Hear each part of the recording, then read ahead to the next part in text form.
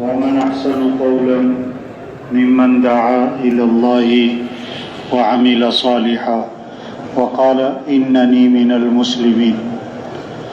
وقال رسول الله صلى الله عليه وسلم طوبى لعبد جعله الله مفتاحا للخير ومغلاقا للشر او كما قال علیہ الصلوۃ والسلام.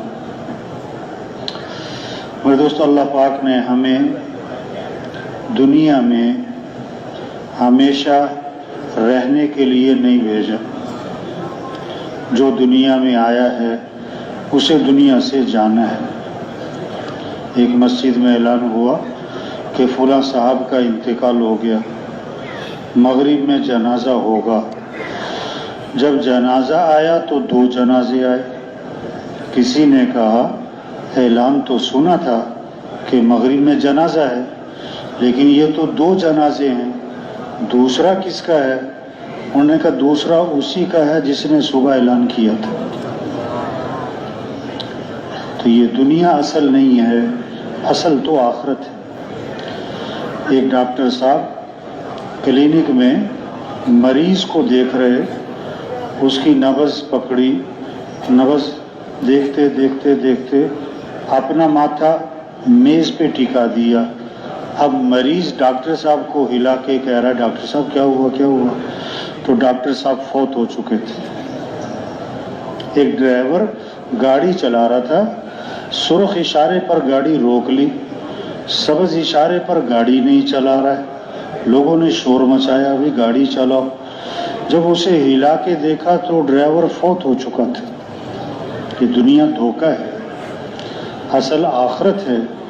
ایک مولانا صاحب نے نکاح پڑھایا، ایک نوجوان کا نکاح پڑھایا اور اگلے دن اسی نوجوان کا جنازہ پڑھایا.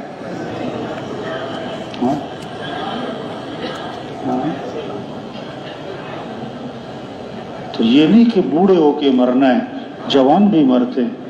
یہ نہیں کہ بیمار ہو کے مرنا ہے، تندرست بھی مرتے ہیں.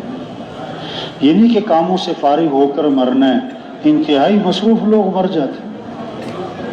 اصل آخرت ہے، ہمیشہ کی زندگی، کبھی ختم نہ ہونے والی، کبھی ختم نہ ہونے والی. لقمان حکیم نے اپنے بیٹے کو نصیحتیں کی، ایسی نصیحتیں بڑی زوردار. اللہ پاک نے ان کی بعض نصیحتیں قرآن میں بھی نقل کی. تو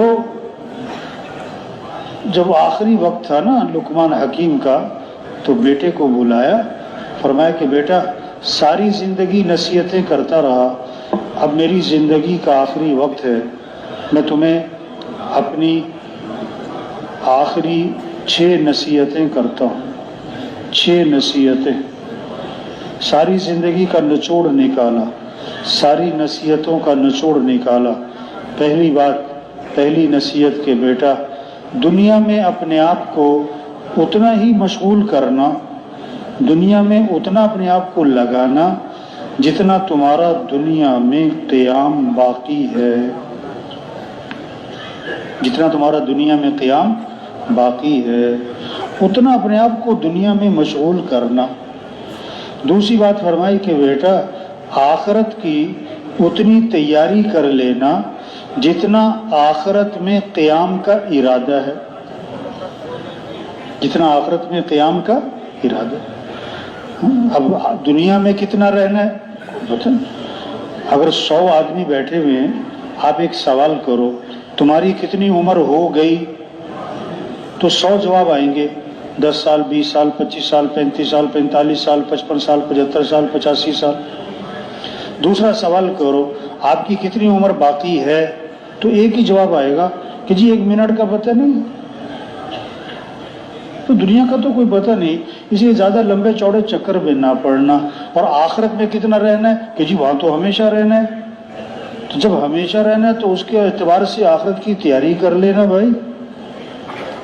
تیسری بات فرمائی کہ بیٹا جب تک تمہیں جہنم سے خلاصی کا یقین نہ ہو جائے، جہنم سے خلاصی کی کوشش میں لگے رہنا، زور لگانا. کہ میں جہنم سے مرنے کے بعد یا جنت ہے یا جہنم ہے، تیسری چیز تو ہے کوئی نہیں. فریق فی الجنت و فریق فی السعیر، ایک گروہ جنت میں ایک گروہ جہنم میں. ہاں، کامیاب کون ہے؟ فمن زحزح عن النار وادخل الجنت فقد فاز، جو جہنم سے بچا لیا گیا اور جنت میں داخل کر دیا گیا وہ کامیاب ہو گیا. جہنم سے بچ جانا یہ ہے کامیاب.